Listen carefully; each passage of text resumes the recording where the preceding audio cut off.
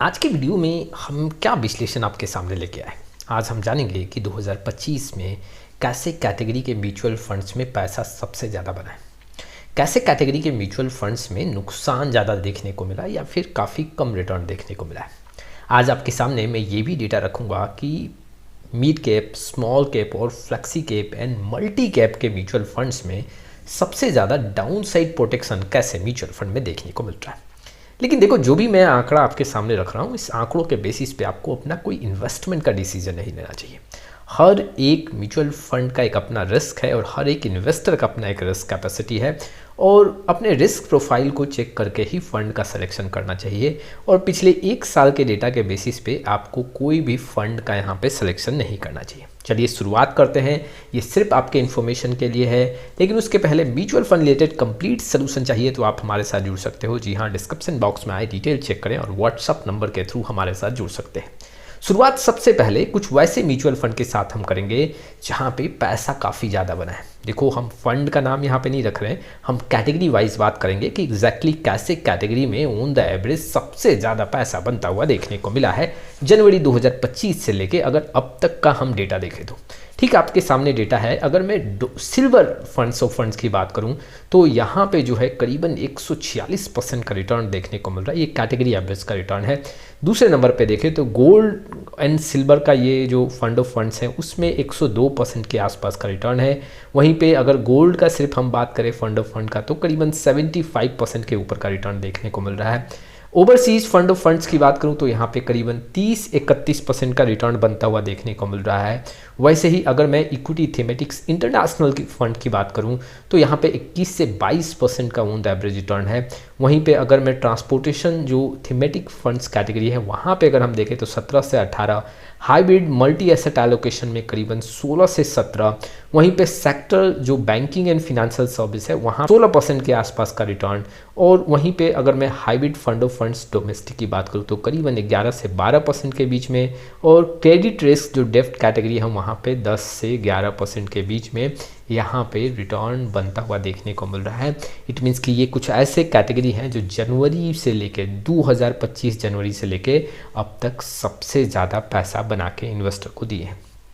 लेकिन अगर कुछ वैसे म्यूचुअल फंड की बात करूं, कुछ वैसे कैटेगरी की बात करूं जहां पे पैसा 2025 में काफ़ी कम बना है या फिर नुकसान ज़्यादा देखने को मिला है, ठीक आपके सामने आंकड़े हैं। आप देख सकते हो जो मल्टी सेक्टर है, जी हाँ, वहाँ पे जो है नुकसान करीबन 19 से 20% का देखने को मिल रहा है। वहीं पे अगर मैं मोमेंटम जो थीमेटिक एक्टिव है वहाँ पे अगर हम देखें तो 15 से 16% का नुकसान है। स्मॉल कैप में 4 से 5% है। जो फार्मा सेक्टर और हेल्थ केयर है वहाँ भी 3 से 4% का 2025 में नुकसान देखने को मिल रहा है। टेक्नोलॉजी सेक्टर में 2 से 3%, एफएमसीजी की बात करूँ तो 1 से 2, इंफ्रास्ट्रक्चर में भी 1 से 2% का नुकसान है। वहीं पे अगर कंजम्पशन की बात करोगे तो यहाँ भी 1% के आसपास का रिटर्न देखने को मिल रहा है, जो एक मामूली रिटर्न है। एमएनसी जो थीमेटिक्स है वहाँ भी 1 से 2%, जो बिजनेस साइकिल फंड्स हैं वहाँ 1 से 2% पॉजिटिव दिख रहा है। वहीं पे थीमेटिक जो इनोवेशन है वहाँ भी 1 से 2% पॉजिटिव, और मिड कैप में यहाँ पे 2% के आसपास का आंकड़ा देखने को मिल रहा है। 2025 में कुछ ऐसे कैटेगरी हैं जहाँ पे सबसे कम पैसा बना है या फिर नुकसान सबसे ज़्यादा देखने को मिल रहा है। चलिए अब मैं आपके सामने क्या आंकड़े रखने वाला हूँ। मैं आपके सामने multi cap, flexi cap, mid cap और स्मॉल कैप कैटेगरी में हम जानेंगे कि आखिर में सबसे ज़्यादा डाउन साइड प्रोटेक्शन के साथ कौन से फंड आ रहे हैं। इट मीन्स कि मार्केट में अगर वॉलेटिलिटी काफ़ी ज़्यादा देखने को मिलता है तो ऐसे म्यूचुअल फंड्स पे असर कम देखने को मिलता है। लेकिन इसका मतलब ये नहीं कि अगर काफ़ी कम वॉलेटिलिटी के साथ फंड्स आ रहे हैं तो फंड्स में रिटर्न भी अच्छे होंगे और आपके लिए सूटेबल होगा। ये एक रिसर्च का फैक्टर है और इसके लिए आपको एक प्रॉपर रिसर्च करना चाहिए। ये सिर्फ आपके इन्फॉर्मेशन के लिए है। सबसे पहले जो हम बात करेंगे फ्लेक्सी कैप कैटेगरी से कुछ वैसे म्यूचुअल फंड जहां पे डाउन साइड प्रोटेक्शन काफ़ी अच्छा देखने को मिल रहा है, जैसे कि पराग परिक फ्लेक्सी कैप म्यूचुअल फंड में देखें तो यहाँ पे डाउन साइड प्रोटेक्शन काफ़ी स्ट्रांग है। दूसरे नंबर पे देखें तो एचडीएफसी फ्लेक्सी कैप फंड, तीसरे नंबर पे Tata flexi cap, SBI flexi cap, UTI flexi cap, Sundaram flexi cap और बंधन फ्लेक्सी कैप में यहाँ सबसे कम रिस्क देखने को मिल रहा है। अगर कैटेगरी वाइज देखें इट मीन्स कि यहाँ पे वॉलेटिलिटी का ज़्यादा असर देखने को नहीं मिलता है। डाउन साइड प्रोटेक्शन के मामले में यहाँ फंड काफ़ी स्ट्रांग है। लेकिन मैं फिर से बता दूँ, ऐसा नहीं है कि अगर डाउन साइड स्ट्रॉन्ग दिख रहा है तो वहाँ रिटर्न भी अच्छे बनेंगे। चलिए अब मैं जो आपके सामने कैटेगरी रखने वाला हूँ वो स्मॉल कैप कैटेगरी में। स्मॉल कैप कैटेगरी में अगर देखें तो सबसे कम जो यहाँ पे रिस्क के साथ देखने को मिल रहा है SBI small cap mutual fund, दूसरे नंबर पे एक्सिस स्मॉल कैप, तीसरे नंबर पे ICICI pru small cap, PGI India small cap, HDFC. Market के गिरावट पे यहाँ पे थोड़ा कम असर देखने को मिलता है। इट मीन्स कि ये कम वोलेटिलिटी के साथ हैं, लेकिन मैं फिर से बता दूं कि आपको एक प्रॉपर रिसर्च करना चाहिए। स्मॉल कैप म्यूचुअल फंड में यहाँ पर सबसे ज़्यादा रिस्क माना जाता है।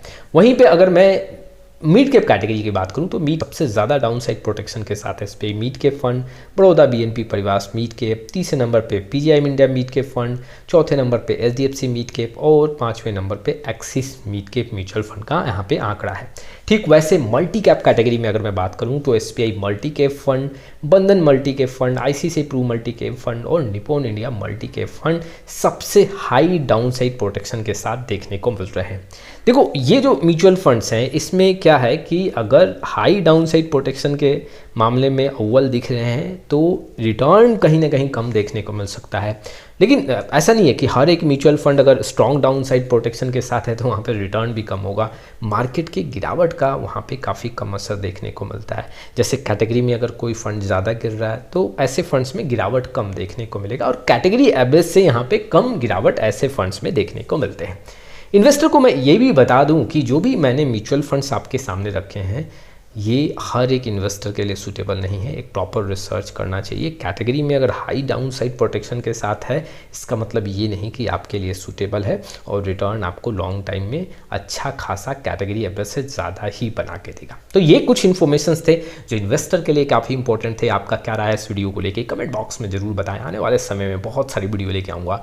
एक हम्बल रिक्वेस्ट, तभी तक चैनल को नहीं कि सब्सक्राइब लाइक शेयर तभी स्टार्ट करें। फिर मिलेंगे एक नए वीडियो के साथ, तब तक के लिए जय हिंद जय भारत।